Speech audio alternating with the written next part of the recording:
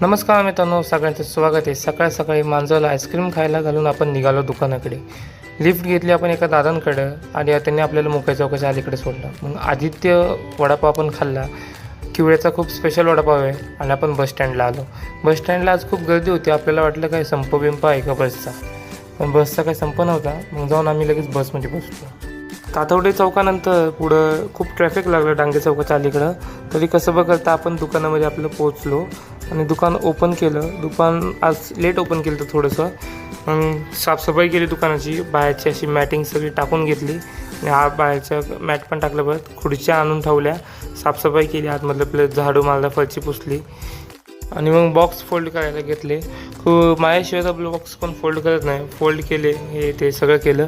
आणि आज खूप प्रकारचे केक आले होते, तुम्ही बघू शकता। तिथं आपण केकवरती ऑफर पण ठेवली आजची की एका केकवरती एक पेस्ट्री फ्री। थँक्यू।